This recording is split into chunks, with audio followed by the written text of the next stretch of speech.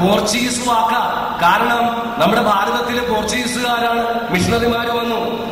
ഇപ്പൊ കൊന്ത എന്നുള്ള വാക്ക് അത് പോർച്ചുഗീസ് വാക്ക.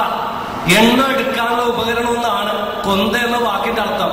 ഭാരതത്തിൽ ഹൈന്ദവർക്ക് രുദ്രാക്ഷമാലയുണ്ട്, 64 മണിയാ. മുസ്ലിംസിന് തസ്ബിയുണ്ട്, 27 മണിയാ. നമുക്ക് ജപമാലയുണ്ട്, 59 മണിയാ. ഇനി എന്താണ് ഈ ജപമാലയുടെ ഉൽപ്പത്തി? റോസറി എന്നുള്ള വാക്ക. റോസറി എന്നുള്ള വാക്ക് ഒരു ക്രൈസ്തവ പീഡനത്തിന്റെ പശ്ചാത്തലമാണ്. ക്രിസ്ത്യാനികളെ പീഡിപ്പിക്കപ്പെട്ടു 10 ചക്രവർത്തിമാരാൽ. അങ്ങനെ പീഡിപ്പിക്കപ്പെട്ട ക്രിസ്ത്യാനികൾ ശുഭവസ്ത്രധാരികളായി റോസാ പുഷ്പത്തിന്റെ കിരീടം വെച്ചുകൊണ്ടാണ് മരിക്കാൻ പോയത്. കൊല്ലപ്പെട്ടവരുടെ തലയിൽ നിന്നും തെറിച്ചു പോകുന്ന റോസാ പുഷ്പം യാത്രിയുടെ യാമങ്ങളിൽ എടുത്ത് ഒളിത്താവളങ്ങളിൽ കൊണ്ടുപോയി ഇതളെണ്ണി അവരുടെ ആത്മശാന്തിക്ക് വേണ്ടി പ്രാർത്ഥിച്ചിരുന്നു. അങ്ങനെയാണ് റോസറി എന്നുള്ള വാക്കിന്റെ ഉൽപ്പത്തി.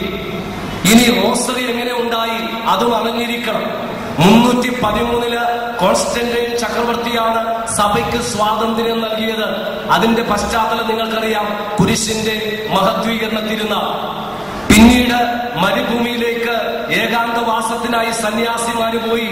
അവരുടെ വിശുദ്ധി കണ്ട് ആൾക്കാർ ഒരുമിച്ചുകൂടി സന്യാസ സമൂഹങ്ങൾ രൂപം കൊണ്ടു. ഡൊമിനിക്കൻ സഭ, അഗസ്റ്റീനൻ സഭ, കർമ്മലീത്ത സഭ, ഫ്രാൻസിസ്കൻ സഭ. അതിൽ ഡൊമിനിക്കൻ സഭക്കാരാണ് നന്മ നിറഞ്ഞ മറിയെന്നുള്ള പ്രാർത്ഥന രൂപീകരിച്ചത്. നമ്മുടെ ജപമാലയുടെ ശക്തി അത് മാനസാന്തരമാണ്.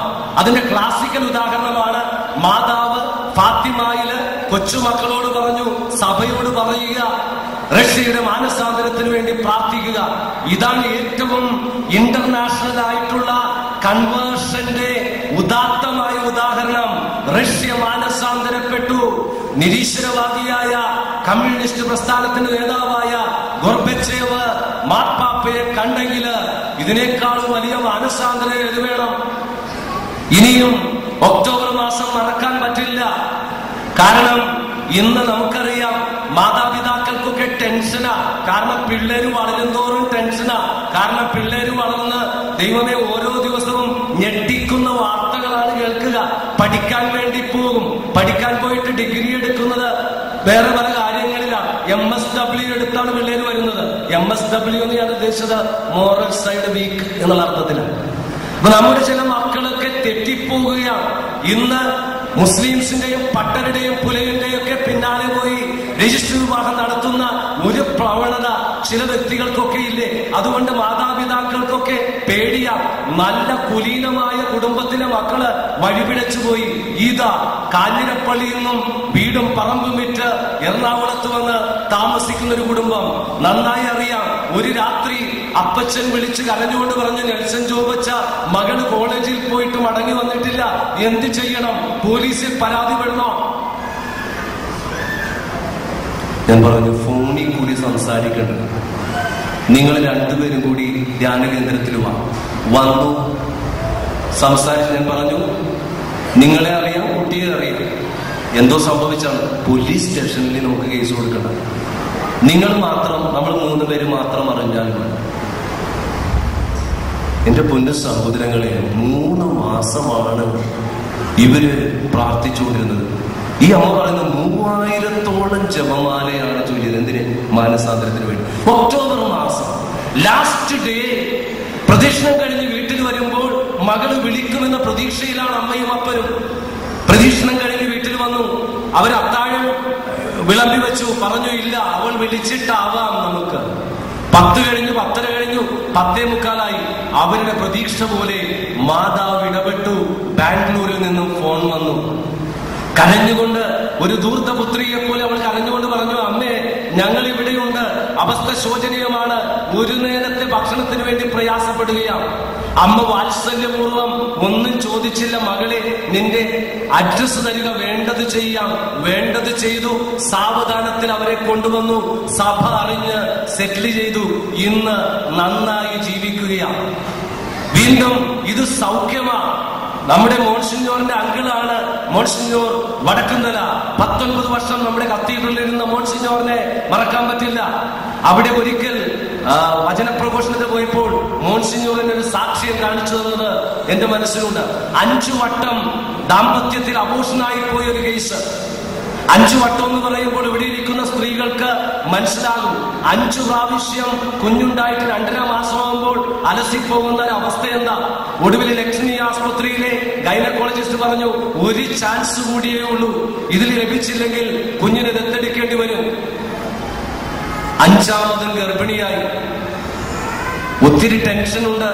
ടെസ്റ്റ് ചെയ്തപ്പോൾ സാധ്യതയില്ല, നിങ്ങൾക്ക് വേണമെങ്കിൽ കൺസൾട്ട് ചെയ്യാം. 5 ഗൈനക്കോളജിസ്റ്റിനെ കണ്ടു, 5 സ്കാനിങ് നടത്തി. റിസൾട്ടുമായി മോൺസിഞ്ഞോറിന്റെ അടുക്കൽ വന്നു.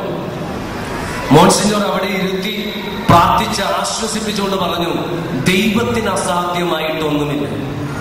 വചനമെടുത്ത് വായിച്ച് മോൺസിഞ്ഞോർ പ്രാർത്ഥിച്ചിട്ട് പറഞ്ഞു, ഞാൻ പറയുന്നതനുസരിച്ച് വിശ്വസിച്ച് നിങ്ങൾ ചെയ്യുക. നിങ്ങൾ ജപമാല ചൊല്ലി പ്രാർത്ഥിക്കുക. ആൺകുഞ്ഞാണെങ്കിൽ മരിയ എന്നിടും, പെൺകുഞ്ഞാണെങ്കിൽ മരിയ എന്നിടും. മോൺസിഞ്ഞോറിന് മുൻപിൽ വെച്ച് അവർ നേർന്നു. അത്ഭുതം എന്ന് പറയട്ടെ, 5 ഗൈനക്കോളജിസ്റ്റിനെയും സ്കാനിങ്ങിനെയും അതിജീവിച്ചുകൊണ്ട് മാസം തികയുന്നതിന് മുൻപ് ഏതാണ്ട് 8ാം മാസം പ്രസവിച്ചു. പെൺകുട്ടി മരിയ എന്ന് പേരിട്ടു. ഇപ്പോൾ ആ കുട്ടി പോസ്റ്റ് ഗ്രാജുവേഷന് പഠിച്ചുകൊണ്ടിരിക്കുകയാണ്. അപ്പോൾ സൗഖ്യമാണ്, ഇനി സംരക്ഷണമാണ്, റെപ്പറ്റീഷൻ അല്ല. ഇന്ന് ഫാത്തിമയിൽ പോയാൽ ഫാത്തിമ മാതാവിന്റെ കിരീടത്തിൽ വെച്ചിരിക്കുന്നത് എന്താണ്?